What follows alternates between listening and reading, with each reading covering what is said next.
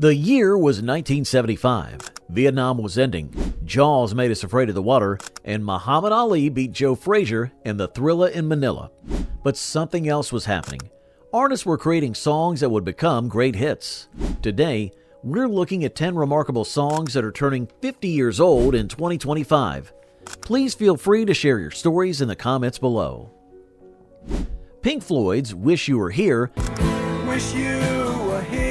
emerged during one of the band's most tumultuous periods. The group had already achieved massive success with Dark Side of the Moon, but internal tensions were threatening to tear them apart. Roger Waters and David Gilmour were barely speaking to each other during recording sessions, and their fierce creative battles nearly derailed the entire album. The band was also grappling with the absence of former member Syd Barrett, whose mental health decline had forced him to leave the group years earlier. Today, the remaining members of Pink Floyd continue to feud over the band's legacy. Roger Waters has been embroiled in numerous controversies, particularly regarding his political statements, while David Gilmour and Nick Mason have taken different paths in preserving the band's musical heritage. Waters and Gilmour haven't performed together since the Live 8 concert in 2005, and their relationship has only grown more strained with time. During the recording of Wish You Were Here, an unrecognizable Syd Barrett actually showed up at the studio. Overweight, with a shaved head and eyebrows, he stood silently watching the band record. Many of the members broke down in tears upon realizing who he was, making the song's theme of absence and loss even more poignant. Queen's Bohemian Rhapsody was initially rejected by their record label for being too long and unconventional. Even the band's manager called it weird. Freddie Mercury spent 3 weeks perfecting the operatic section alone, and the tape used for recording was so overworked it became almost transparent. The song nearly bankrupted the band before it was even released. After Mercury's death in 1991, Queen's trajectory changed dramatically. Brian May and Roger Taylor have continued performing, with Adam Lambert sparking debate among fans about whether Queen can truly exist without Freddie. Recently, Brian May has been involved in various scientific pursuits, including earning his PhD in astrophysics, while also being vocal about animal rights issues. The famous gong shown at the end of the Bohemian Rhapsody video actually belonged to Roger Taylor, and during filming, he insisted on striking it himself. However, he hit it so hard that it fell over, nearly injuring several crew members. They kept that take, but had to cut away quickly to avoid showing the chaos that ensued. Bob Dylan's Tangled Up in Blue came from his album Blood on the Tracks, written during the breakdown of his marriage to Sarah Dylan. While Dylan has always denied the autobiographical nature of the song, those close to him saw it differently. His son Jacob later said, "These songs are my parents talking." The raw emotion in the track was so intense that Dylan continued to rewrite and rearrange it for years after its release. Dylan has remained enigmatic as ever, rarely giving interviews and continuing to tour until the pandemic hit.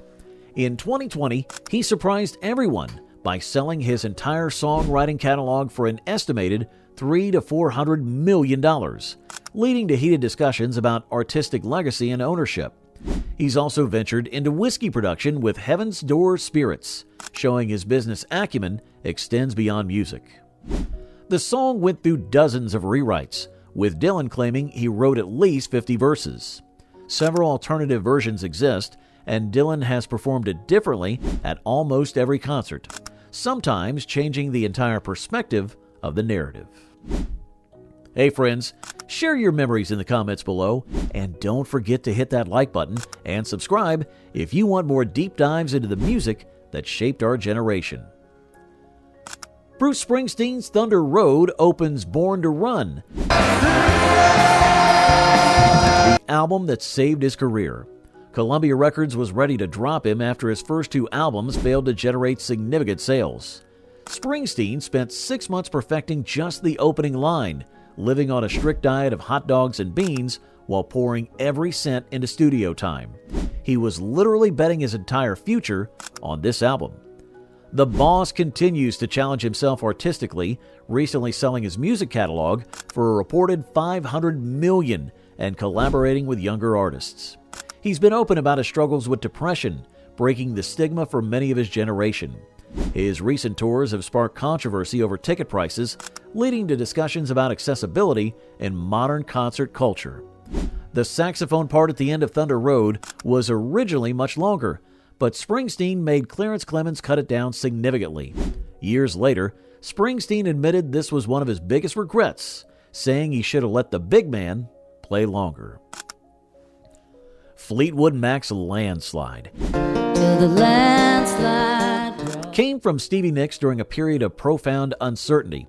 She wrote it while cleaning houses and waiting tables, contemplating whether to continue pursuing music or return to school. The band was struggling financially, and her relationship with Lindsey Buckingham was crumbling. The song's vulnerability masked a deeper story of ambition and fear. Today, Fleetwood Mac's legacy continues to evolve, even after Christine McVie's passing in 2022. The band's influence can be heard in countless modern artists, though Stevie Nicks has expressed frustration with the music industry's treatment of aging female artists. She continues to tour successfully as a solo artist, proving that talent transcends age. The song was almost left off the album entirely. Mick Fleetwood initially thought it was too personal and didn't fit the band's sound. It took Christine McVie's intervention to convince him to keep it on the record. Rhiannon showcases another side of Fleetwood Mac's creativity, with Stevie Nicks drawing inspiration from a novel about a Welsh witch. The band was actually discouraged from discussing the song's supernatural origins by their management, who feared it might alienate religious listeners. During live performances, Nicks would often enter such an intense trance-like state that the band worried about her well-being. The song's impact on the band's dynamic was significant, as it helped establish Stevie Nicks as a central figure in Fleetwood Mac. This created tension with Christine McVie, who had previously been the band's primary female voice. However, the two women ultimately formed a strong bond, supporting each other in the male-dominated music industry. The character of Rhiannon became so intertwined with Nicks' identity that many fans named their daughters after the song. Nicks has received thousands of letters over the years from women named Rhiannon, and she eventually had to stop reading them because it became overwhelming. If you remember the first time you heard Rhiannon or Landslide, share your story in the comments. Hit subscribe and share this video with a friend who still appreciates music from the 1970s. David Bowie's fame emerged from an unexpected collaboration with John Lennon and guitarist Carlos Alomar. The song was born from frustration and anger at the music industry, particularly Bowie's former manager Tony DeFries, who had tied him into exploitative contracts. The irony wasn't lost on anyone. A song criticizing fame became Bowie's first #1 hit in America, forcing him to perform it countless times despite his growing resentment of its success. Following Bowie's passing in 2016, previously unreleased material continues to surface, sparking debates about artistic intent and posthumous releases. His estate has been selective about licensing his music, though some fans argue that recent commercialization efforts betray his artistic principles. His influence extends far beyond music into fashion, art, and social commentary. During the recording session, Lennon initially began singing AIM repeatedly. As the tape was slowed down, it morphed into Fame, giving birth to the song's iconic hook. Bowie later admitted he had mixed feelings about the song's success, saying it represented everything he was criticizing. Young Americans represented David Bowie's dramatic shift into what he called plastic soul, a term that stirred controversy in the R&B community. The recording sessions were fueled by massive amounts of cocaine, with Bowie later saying he barely remembered making the album. Despite his altered state, he insisted on multiple takes of each track, pushing his backing singers to exhaustion. This period marked the beginning of Bowie's most challenging years, though it produced some of his most innovative work. The session also featured a young Luther Vandross on backing vocals, who would later say these recordings taught him more about music than any formal education. Few fans know that the distinctive saxophone part was actually pieced together from multiple takes by David Sanborn, who was battling a high fever during the recording. The final version includes snippets from at least 7 different performances. Earth, Wind and Fire's Shining Star almost didn't make it onto the album. Maurice White wrote it in a rush after Columbia Records demanded a more commercial-sounding single. The label executives initially rejected it, claiming it lacked the band's signature sound.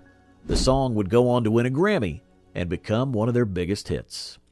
The band continues to tour with Philip Bailey at the helm, though Maurice White's passing in 2016 left a significant void. They face criticism for continuing without several original members, but Bailey argues they're preserving an important musical legacy. Recent collaborations with younger artists have introduced their music to new generations. The song's iconic horn arrangement was actually written on a paper napkin during a coffee break. The napkin was later stolen from the studio, leading to a frantic rewriting session where the band had to recreate the parts from memory. They claim the final version turned out better than the original. War's Lowrider, My friend, the lowrider, originated from the band's observation of car culture in their Los Angeles neighborhood. Record executives worried the song's subject matter glorified gang activity, almost preventing its release. But the band fought back, arguing it celebrated Hispanic cultural identity and automotive craftsmanship. Today, while many original members have passed away, the band's influence on modern Latin rock and funk remains substantial. Multiple versions of War tour the country, leading to legal battles over the band's name and legacy. Their music continues to be sampled extensively in hip-hop, introducing younger generations to their distinctive sound. The iconic saxophone riff was played by Charles Miller while lying on his back in the studio, believing it helped him achieve better breath control. This unorthodox recording technique became a regular part of their studio sessions. These songs aren't just turning 50, they're reminding us of who we were and who we've become.